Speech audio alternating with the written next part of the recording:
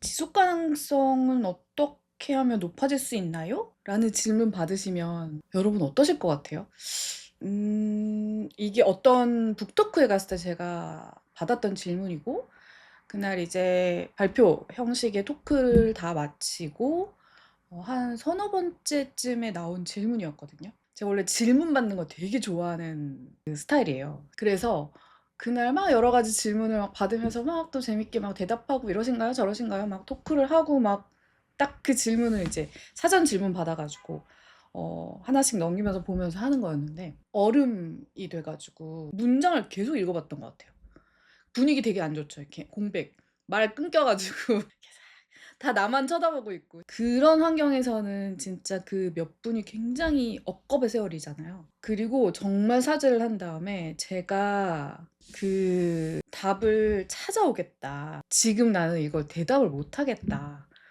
그렇게 하고 끝났어요. 제가 그 고민을 진짜 거짓말 안 하고 한 6 개월 동안 했거든요. 이게 이럴 일인가 싶으시잖아요. 근데 전 정말 그 북토크에서 저에게 이 질문을 던져 보신 분께 정말 너무너무 너무 감사드리고 그렇습니다. 자, 그래서 결론을 말씀드리자면 결론을 일단은 결론을 말씀드리기 전에 이게 왜 고민됐는지를 먼저 제가 이야기를 좀 해야 될 것 같아요.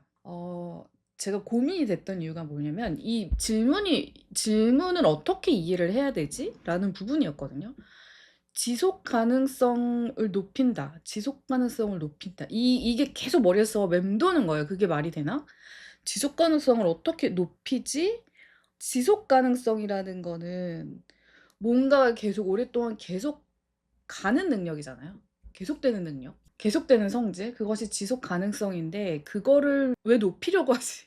그러니까 그 질문 잘못됐다는 게 아니라 '어떤 지속 가능성을 말하는 거지?'라는 걸 제가 그 자리에서 좀 못 여쭤보기는 했었어요. 지속 가능성이라는 단어가 굉장히 논란이 많이 되는 단어이기는 하거든요. '지속 가능성을 중요하게 여긴다.'라고 했을 때는 쪼끔 이 단어 지속 가능성이라는 단어를 어떻게 쓰고 있느냐에 따라서 기준이나 결과가 굉장히 달라질 수가 있거든요. 그냥 이 '지속 가능성이라는 단어를 일반적인 단어로 쓴다.'라고 했을 때는 오랫동안 그 존재를 계속 유지를 시킬 수 있느냐라는 의미로 갈 수 있는데, 이게 사실은 환경의 가치가 좀 더 부여된 단어로 쓸지 경제적인 측면에서의 의미가 더 부여된 상태로 이 단어를 쓸지에 따라서 굉장히 의미가 달라질 수가 있어요.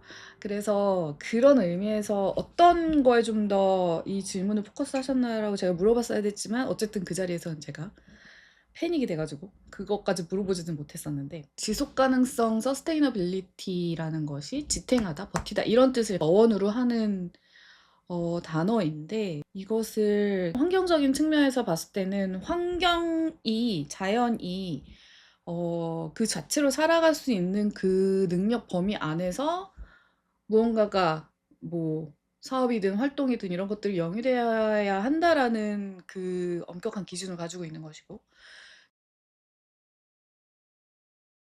경제적인 측면에서 봤을 때는 자연이 하는 우리에게 주는 어떤 기능, 혜택 이런 것들을 이 다른 주체가 하는 활동으로 대체할 수 있느냐?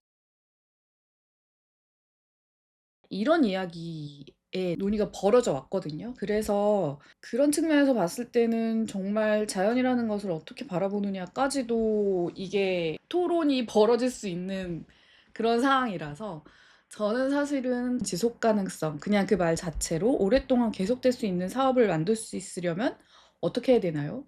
계속해서 그 생존 능력을 높이려면 어떻게 해야 되나요? 라고 좀 더 포커스를 많이 해서 고민을 했었습니다. 그런데 우리가 이 고민을 왜 하는 걸까요? 그분은 그 이야기를 왜 했을까요? 특히 요즘처럼 진짜 하루가 멀다 하고 이것저것 변화가 너무 심각한 이 세상에서, 사회에서 지속 가능성이라는 단어가 굉장히 마음에 저는 팍 와서 닿거든요. 저도 그렇지만 여러분들도 그렇고, 제가 컨설팅을 하는 사장님들도 그렇고, 이 변화라는 것을 어떻게 받아들이냐에 따라서 그걸 기회로 포착해서 진짜 그 기회를 기회로 만들 수 있으면 흥하는 길로 갈 수 있다라는 믿음이 있고, 라는 측면의 변화에 흔들리지 않고 나만의 오리지널리티를 가지고 가는 것만이 오히려 이런 시대에 살아남을 수 있는 베스트 솔루션이다. 이럴 수도 있는 거라서 우리가 어떤 선택을 해야 될까요?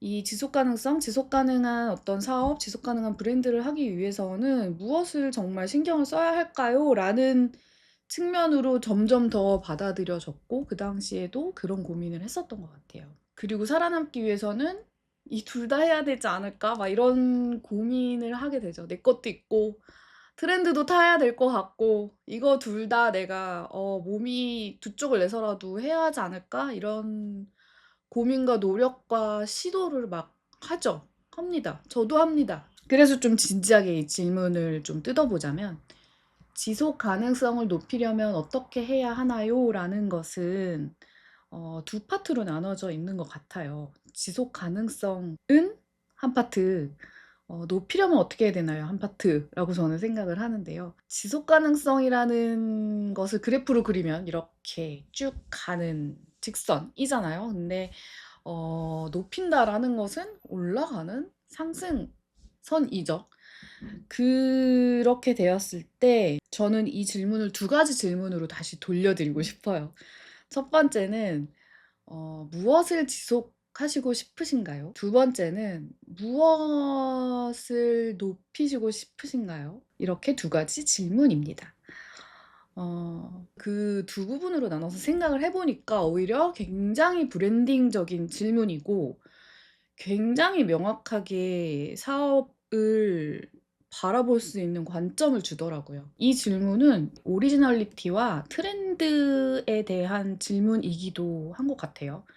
그래서 어디까지 내가 오리지널리티를 강하게 밀고 나갈 수 있을지, 어디부터 어디까지 내가 트렌드를 적당히 타줘야 할지, 혹은 어디부터 어디까지 트렌드가 아니더라도 변화라는 것을 내가 좀 변주를 해야 될지 어떤 브랜드의 단계라던가 상황이라던가에 따라서 이야기가 달라지는 것이고 브랜딩은 뭐 그때그때 이제 어떤 단계냐에 따라서 이것이 변주될 수 있다는 것을 전제로 하고 있잖아요. 저는 컨설팅한테 대표님 만나면 굉장히 캐묻고 인터뷰 되게 딥하게 하는데 그러면서 꼭 찾아내고 싶은 그 하나를 발견하는 거에 굉장히 뭐 희열도 느끼지만 너무너무 중요한 것들을 같이 이야기를 하고 싶단 말이죠.